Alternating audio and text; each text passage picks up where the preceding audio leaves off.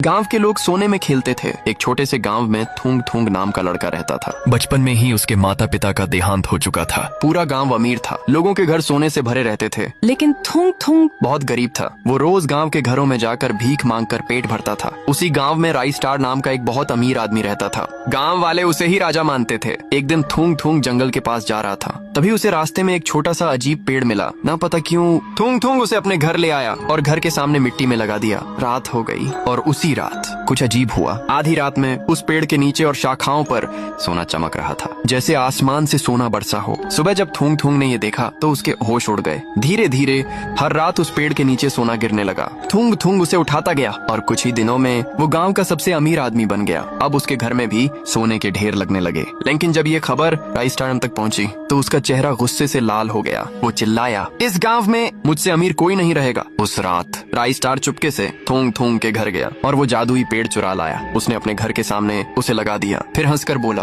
अब मुझे इस गांव का नहीं, पूरी दुनिया का सबसे अमीर आदमी बना दो। रात हुई, पेड़ चमकने लगा। राई स्टार खुशी से सोने का इंतजार करने लगा, लेकिन अचानक पेड़ की जड़ें जमीन से निकलने लगी और अगले ही पल पेड़ से सोने की जगह काले सांप गिरने लगे। सैकड़ों हजारों सांप पूरे घर में फैल गए। राई स्टार डर के मारे चिल्लाया, बचाओ! लेकिन तब तक देर हो चुकी थी। सुबह जब गांव वाले पहुंचे तो राई स्टार का घर खाली था। न सोना न राई स्टार, सिर्फ वही रहस्यमयी पेड़ खड़ा था। और उसी वक्त थूंग थूंग पीछे से बोला, कुछ चीजें किस्मत वालों के लिए ही होती हैं। लेकिन उसी रात वो पेड़ फिर से गायब हो गया।